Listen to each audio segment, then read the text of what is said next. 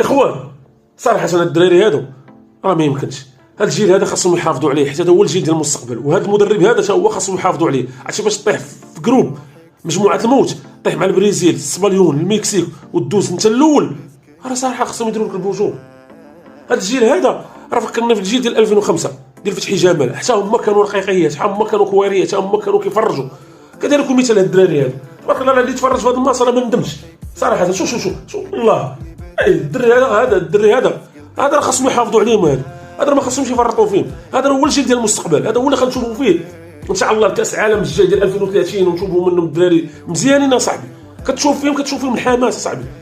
انا فكروني في الجيل ديال 2005 والله، فكروني في الجيل ديال بندامو بورقادي مراد عطا.